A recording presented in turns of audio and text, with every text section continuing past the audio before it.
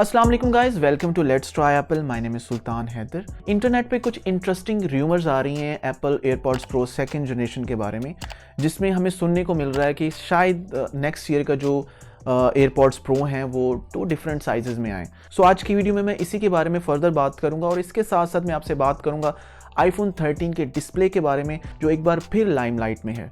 सो चलिए आज का वीडियो स्टार्ट करते हैं।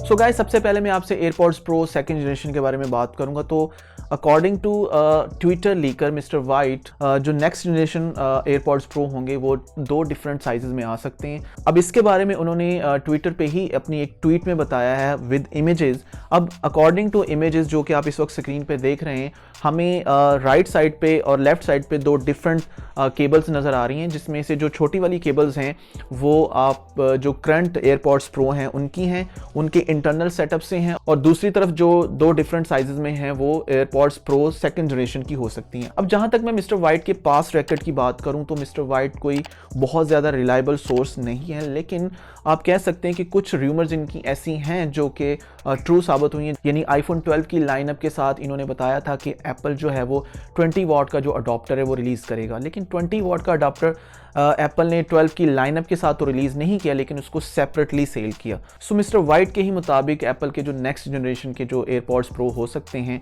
वो 2 डिफरेंट साइजेस में आएंगे। अब यहाँ पे भी बहुत सारी जो थ्योरीज हैं, वो कुछ लोग ये अज्यूम कर रहे हैं कि ये या तो फिर एयरपॉड्स सेकंड जनरेशन की बात है, और जो दूसरे वाले एयरपॉड्स हैं वो एयरपॉड्स थर्ड जनरेशन हो सकते हैं, जो सिंपल वाले एयरपॉड हैं, जो कि एक नॉन प्रो मॉडल है।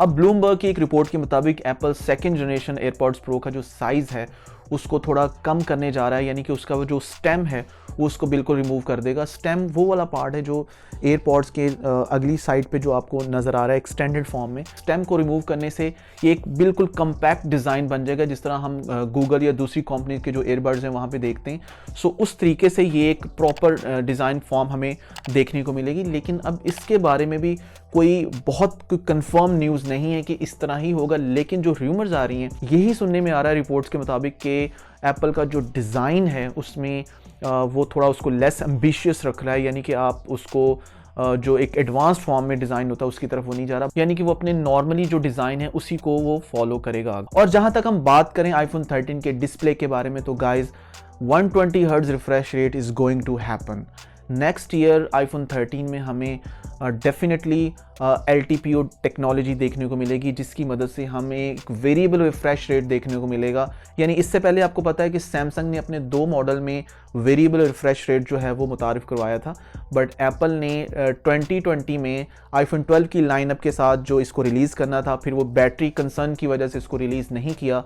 तो नेक्स्ट ईयर 2021 में एप्पल iPhone 13 की लाइनअप के साथ इसको रिलीज़ करेगा। इसके बारे में ये सुनने को मिल रहा है कि जो LTPO टेक्नोलॉजी में जो हमें डिस्प्ले देखने को मिलेगा उसका जो सप्लायर है वो LG होगा, यानी LG एप्पल को डिस्प्ले बना के देगा। इससे पहले भी एक वीडियो में मैंने आपसे LTPO टेक्नोलॉजी के बारे में बात की थी, जिसमें मैंने आपको बताया था कि इसमें हम डिस्प्ले में इंडिविजुअल पिक्सल को टर्न ऑन और टर्न ऑफ कर सकते हैं, यानी हम अपनी नीड के मुताबिक फीचर के हिसाब से डिस्प्ले को यूज़ कर सकते हैं। क्योंकि आपको पता है कि ऑलवेज ऑन डिस्प्ले का फीचर हम इससे पहले बहुत सारे एंड्रॉयड फ़ोन्स में देख चुके हैं, लेकिन एप्पल में नेक्स्ट ईयर ये फीचर हमें देखने को मिलेगा। सो गाइज, ये था आज का वीडियो। आई डू होप कि आपको अच्छा लगा होगा। इंशाल्लाह जैसे जैसे रूमर्स आती जाएंगी मैं आपके लिए ऐसे इंटरेस्टिंग वीडियोस बनाता रहूंगा। सो आपसे रिक्वेस्ट है कि अगर आपको ये वीडियो अच्छा लगा हो तो इसको लाइक भी कर दें, अपनी फैमिली और फ्रेंड्स के साथ इसको शेयर भी करें, और इस चैनल को भी सब्सक्राइब कर दें और बेल आइकॉन को भी प्रेस कर दें, ताकि मजीद इस तरह की वीडियोस आप तक पहुंचती रहें। इंशाल्लाह नेक्स्ट वीडियो में नेक्स्ट ईयर आपसे फिर मुलाकात होगी। इसके साथ साथ आपको नए साल की मुबारकबाद, और मैं दुआ करता हूँ कि नया साल हम सब के लिए बहुत ज़्यादा मुबारक हो, और कोरोना जैसी जो वबा हमें पूरे 2020 में देखने को मिली है वो 2021 में बिल्कुल इस दुनिया से ख़त्म हो जाए।